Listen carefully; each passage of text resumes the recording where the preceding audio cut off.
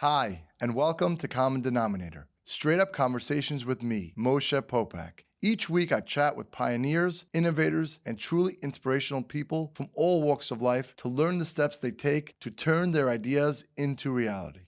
My goal is to empower you to dive in, be bold, and take profound steps toward realizing your own potential. My guest this week is Shira Rubinoff, a cybersecurity executive and advisor. She's built 2 product companies, leads numerous women in technology initiatives, and was named one of New Jersey's best 50 women in business. In her male-dominated industry, she hasn't just broken the glass ceiling, she's shattered it. Shira's story of dedication and perseverance, plus her expertise in how you can stay cyber safe, is next. This is Common Denominator, straight up conversations with Moshe Popack. Now, here's Moshe. Hi, Shira. Welcome to Common Denominator. Thank you, Moshe. Pleasure to be here. Shira, I'm really excited to talk to you about cybersecurity, especially nowadays where cybersecurity is becoming more and more relevant as society is becoming more tech-heavy. But what drew you specifically towards cybersecurity? That's a great question, a very loaded question as well. My background is actually in psychology and business. And I started my career having further degrees in psychology and started off by going into organizations, making them run more smoothly, more on the organizational dynamics, and actually practiced as a psychologist for a couple of years.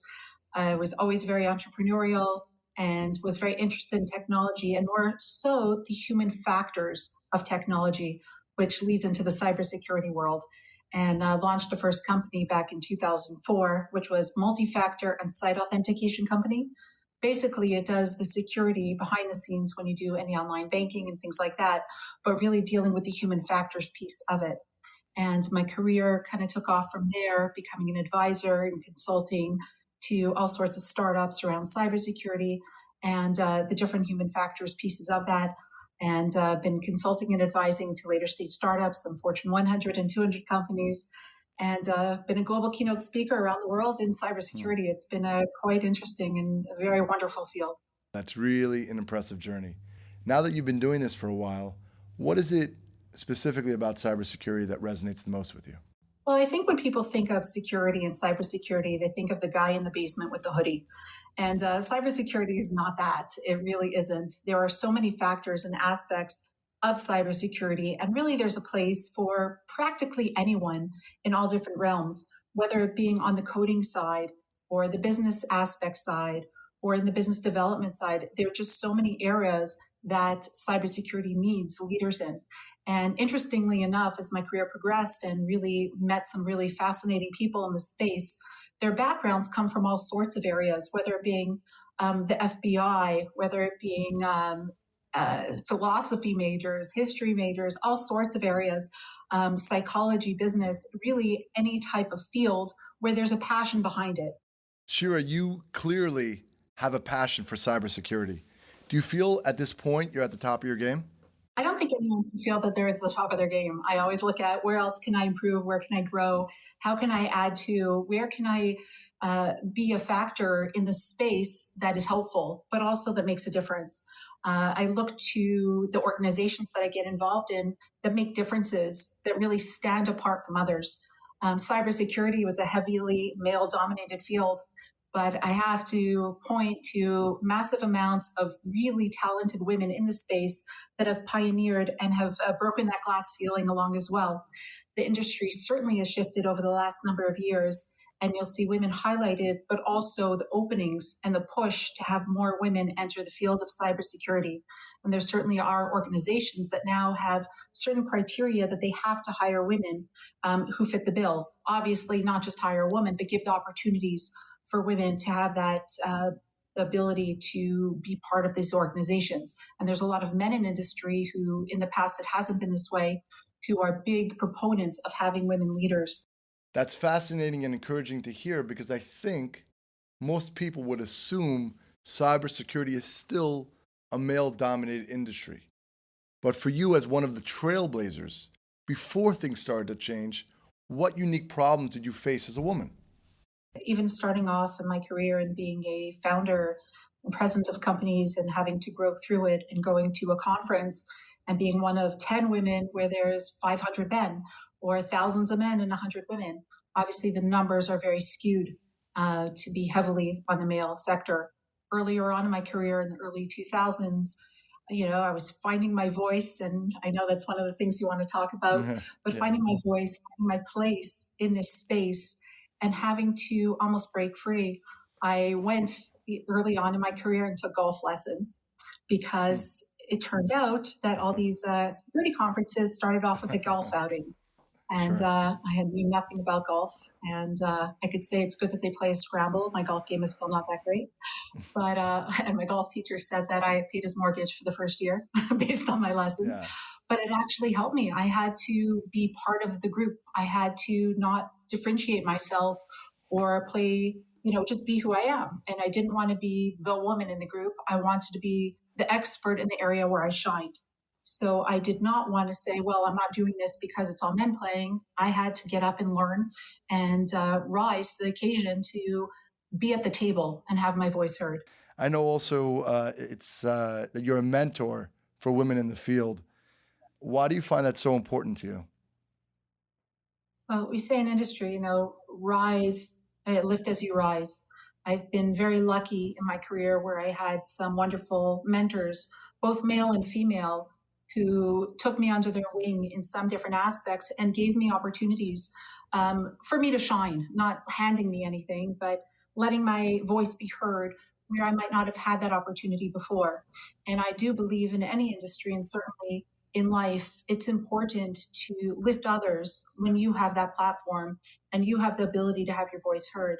So I find it very important to do that. I have 3 daughters of my own, and I want them to have all the opportunities that they want in the world and have others look to them, and give them the opportunities as well. So I think you reap what you sow. So always better to be that person who helps others. Yeah, I'm a big believer in paying it forward. It's the only thing that fulfills you with meaning and purpose. Agreed. Definitely. Yes. So Shira, so I know you've helped start many businesses, and I'm curious, when people approach you for advice about if they should start a business, even if they don't have the money, what do you usually tell them? Well, that's a great question. And I'm sure there are a lot of people out there who are budding entrepreneurs, but are afraid and don't know the right steps. So, one of the best ways that companies can be started and are started on stealth mode, let's call it no capital, but what do we do? So, find partners that have different backgrounds and different strengths that you'll need. For example, a strong business leader will run the business part, but get a strong CTO who is your business partner, or a CIO who can actually do, let's say, for example, in technology. Let's say you have this wonderful artificial intelligence business you want to start. Find yourself a business partner who's proficient in coding that you trust. So number one is find someone you trust, as well as somebody who has the skill set that is needed to at least create the beta of what you're trying to do. You should have a very clear business plan of what you're trying to achieve, why you want to achieve it, what size of the market is out there, because you're going to have to eventually raise money for this business to get it off the ground and attract people to want to work there. So you certainly have to do your homework around the different areas of it. That's great advice. I heard also that you're going around, as you were saying before, going around doing keynote speaking. How is that experience for you? Well, it's been amazing. I actually just accepted a keynote in Saudi Arabia for the biggest cybersecurity conference in the Middle East called the Hack in November. Very excited to make my standpoint there. I've done some work over in Dubai in the last number of months, been around to South Africa, to Europe, Canada, and around the US. It's been interesting. I think early on in my career, they were looking for a woman who actually knew what they were talking about, but they needed to have a woman speaker. And, obviously everyone had to be at the right level to be chosen. But now I think it has shifted and the element has shifted. And they're looking for the opportunity to get the right people in front of the place. And of course, give those opportunities to let the people shine, men, women, or other. I think that's really cool that in Saudi Arabia, they're looking for a woman expert in cybersecurity. So that's also great. That's also great to hear that evolution. And I also know you wrote a book called Cyber Minds. Maybe you tell Yes. us a little bit about that. Cyber Minds was published by Pack Publishing a year ago. It's Mhm. all about the component of the human factors of where the people and technology intersect. If you think about it, security technology, there's a person behind it who's creating it to either help somebody, trick somebody. There's always that human factors piece. So the beginning of my book talks about the human factors of cybersecurity, the pitfalls, insider threats, all sorts of things like that.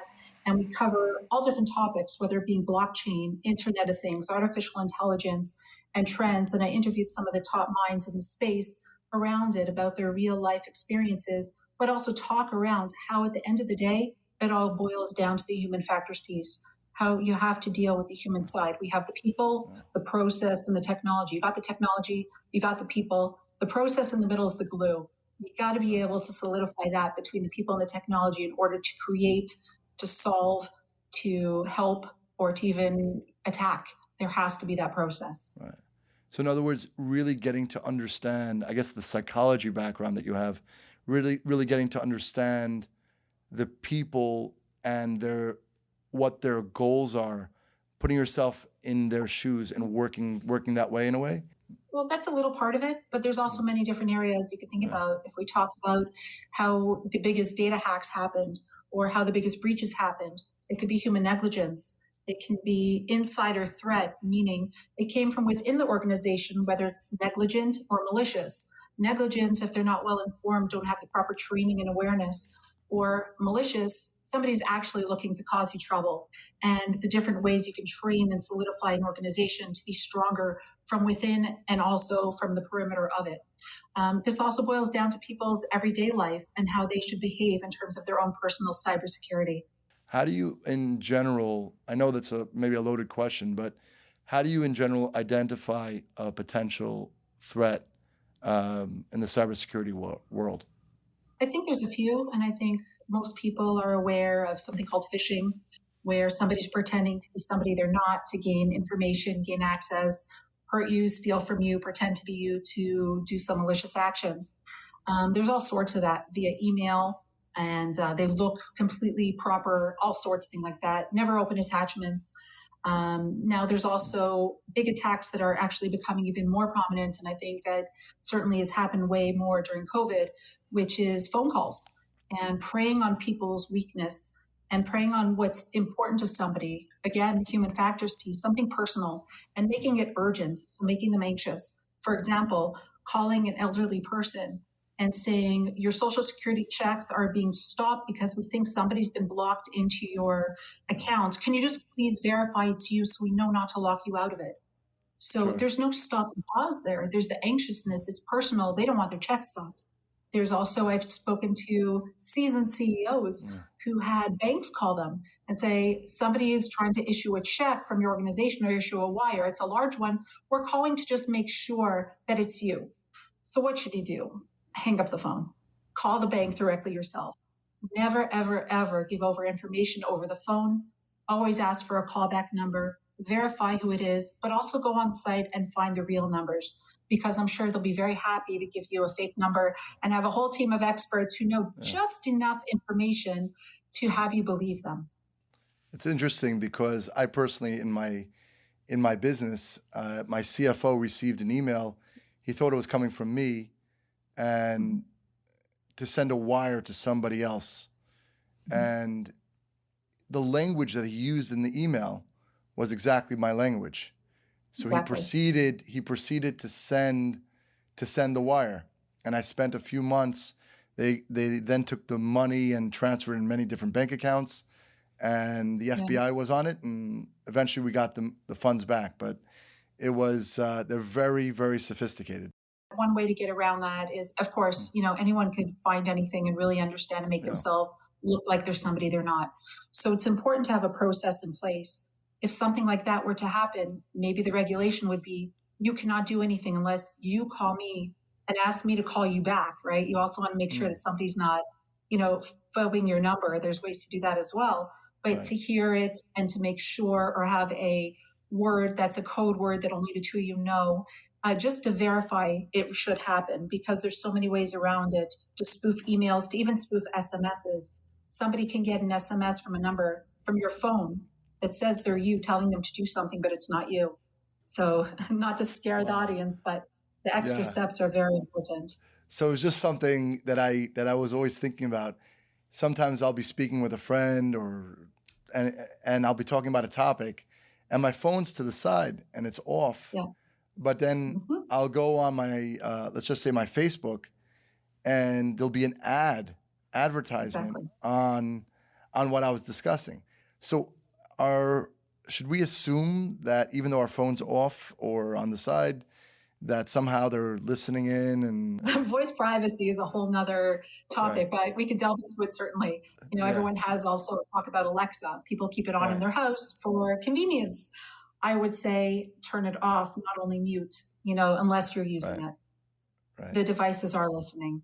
Google, you can go to it. It will have a log of everybody you ever spoke to, how long you spoke to them, how many times you spoke to them, and logs of everything. In terms of different email processes, they're copied, images are copied. It is listening. And you could do that test where put your phone down, talk about something random that you've never spoken about before. Wait a little while, scroll through, you'll see an advertisement pop up. So Wow. voice privacy Yeah. is a whole interesting topic. And the scary part is hearing is not believing anymore. We used to say seeing is believing. And as we know now with AI technology, artificial intelligence, that can be spoofed too. Hearing, somebody could take your voice and take different recordings of it and merge it through this technology and make it sound like you said something you aren't saying. So hearing, seeing, and believing, that's a whole thing of the past. And that can be disproven in courts and all sorts of things like that. So there's many big problems that organizations and people of higher levels are facing because they're looking like they're doing things they shouldn't be. Wow. That's mind-blowing. What advice would you give someone who wants to enter an industry and the odds are stacked against them? What would you say to that person who's listening? I like that question. I think the first thing is do your homework. Figure out what you want to do in this industry, why it's important to you. Have those answers ready. Then do your homework around who are people that you find that you admire in an industry and why.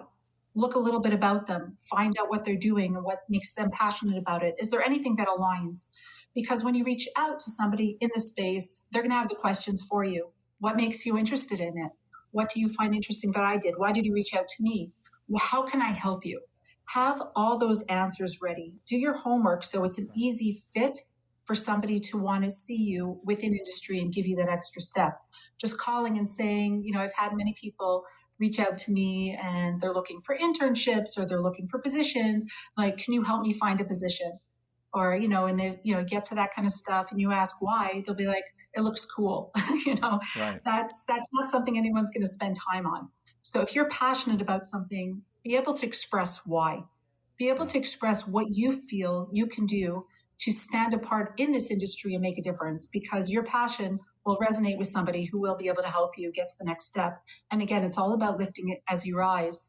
And most people are looking to do that, certainly in the ecosystem where I'm dealing.